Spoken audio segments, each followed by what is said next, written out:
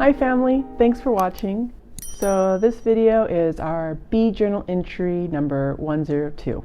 But I kind of like this format, just started it last time. It was a little easier to record the content. The main reasoning for making these bee journal entries was for our own record keeping so that we could go back and more easily identify issues in the future if necessary. So this inspection was done around May 9th and 10th. Definitely, if you've never done a beekeeping journal, check out our beekeeping journal entry number 101. That kind of gives you a breakdown of like why those are awesome. Definitely a must, especially if you're new like us.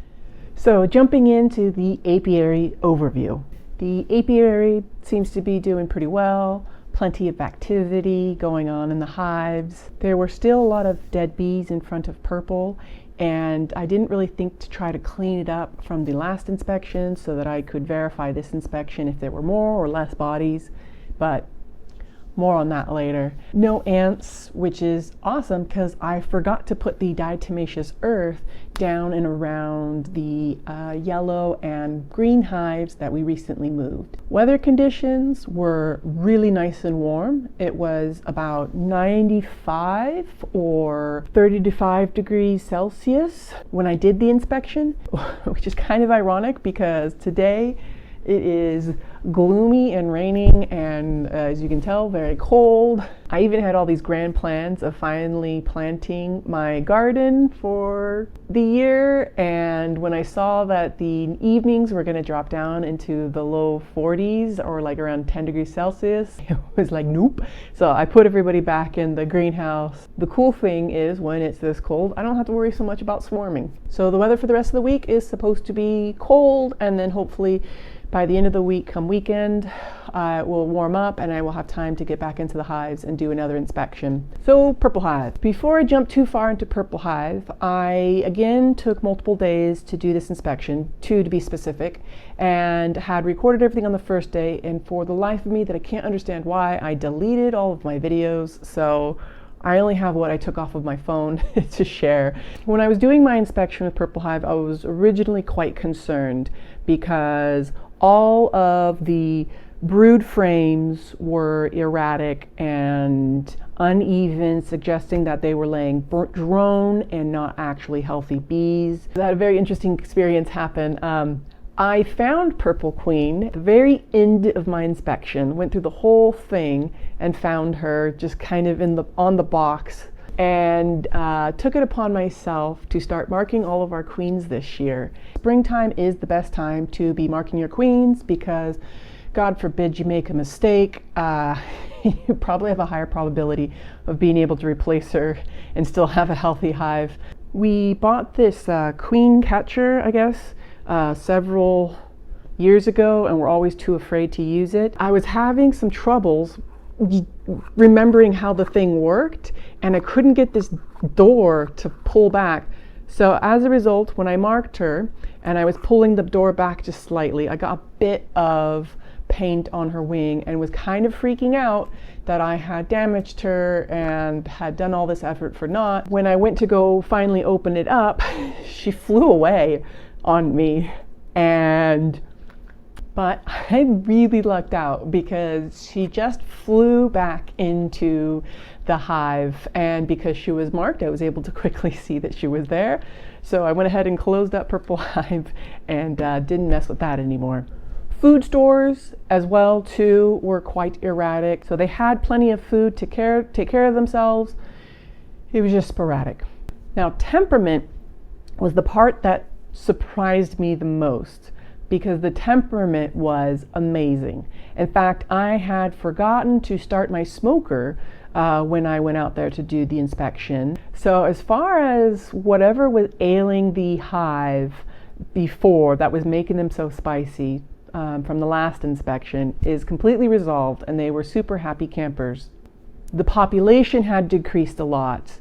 There's going to be probably even more die-off going forward, but we're just going to have to keep going in and doing inspections and giving them more frames from the other healthier hives so that the colony doesn't crash. Now, I did put 2 brood boxes on Purple last time because the population was so large, but I took away one of the brood boxes this time Because the frames are so erratic, I want to try to force this queen, if she is new and she is going to be mated soon, to find out if it's her laying these bad patterns. So hopefully by condensing it down and giving her just the one brood chamber to work with, then she can reinforce her healthy laying pattern so that when I go do the next inspection, I can tell for sure whether or not this is a good queen doing as it should be doing. So irregularities, I think we're virtually covered for Purple Hive. Basically, Purple Hive is trying to requeen itself. We're going to have to keep an eye on it to see if it's the problems it's having with the brood pattern right now were from what was going on previously before the queen was hatched, or if that is this queen causing those problems. She was really quite little when I marked her, and so I hope she survives her mating flight if she is unmated. I mean, you can mark a virgin queen, but when you do, like, then she's easier for like birds to see and get like, you know, picked off by predators. So I hope I didn't screw that up. Yellow hive. Now, yellow hive I actually did on the second day. I had done purple and green the first day. I had literally just got finished telling my husband, oh, I need to go into orange hive because I'm quite sure it's going to swarm very near future.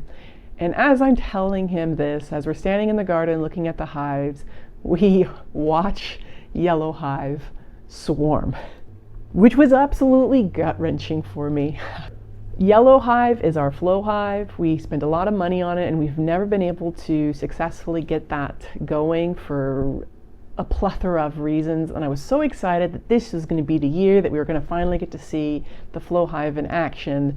And then I saw the hive swarming in front of my eyes, and like a mad woman I was running around the apiary trying to throw up nukes with lemongrass inside and frames to catch the swarm. And then I'm not sure what happened, but as I'm watching the hive swarm up to the tree, collect in a nice big ball the size of a football, randomly then they swarm right back into the original hive box. I talked to our bee mentor about that. She's never heard of anything like that happening. So after I saw yellow hive swarm back, I ran up to the hive to try to see if I could see the queen on the frame on the outside. They were clustering all over and slowly making their way in. So eventually I decided to actually just do a regular inspection and just see what was going on inside, and was luckily able to see the queen. Now, I went ahead and marked the queen so that if that happens again, we will be able to know if it is our queen or if it is a swarmed queen or whatever craziness there is. But overall, the health of the hive looked really healthy. I saw eggs and larvae of all stages, saw healthy brood, a great laying pattern, and lots of queen cups. I took all of the frames away that I could find with queen cups on them and replaced them with empty brood frames. Put the frames with queen cells on them into nuke boxes that I had already pulled out trying to catch the swarm. Because the weather dropped dramatically today, I don't know if those nukes will survive. I haven't fed them and they are very weak colonies. But basically the point of doing that is to give the hive the impression that they've already swarmed, and that will help pacify them for some time. Agreeably, I will need to go back again and check on them because they're going to continue doing that during this time of year. Food stores and everything looked really healthy. Nothing capped as of yet as far as honey went, but plenty of pollen pants, plenty of bee bread.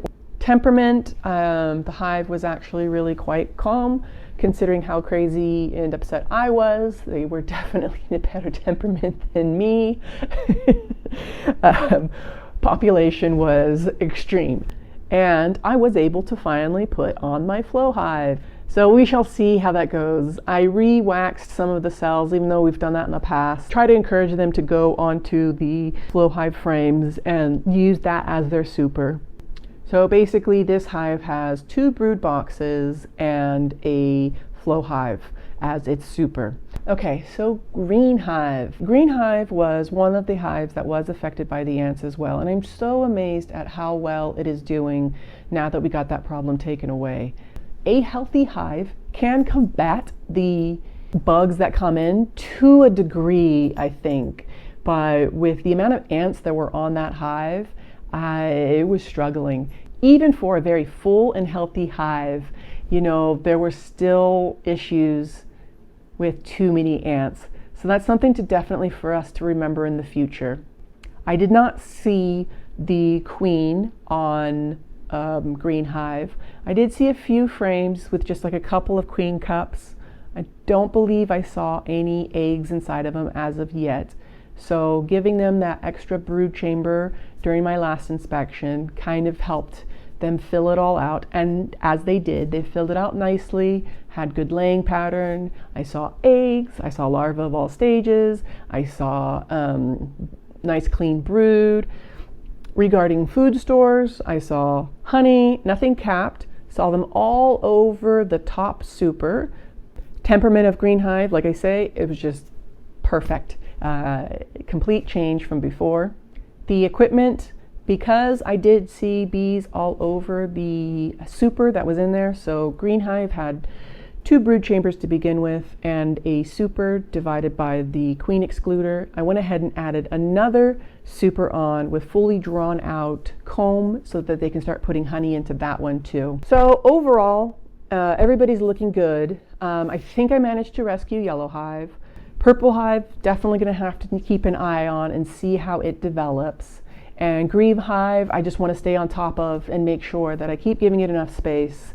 Hopefully they'll start capping some honey here in the near future and we can have ourselves a spring harvest.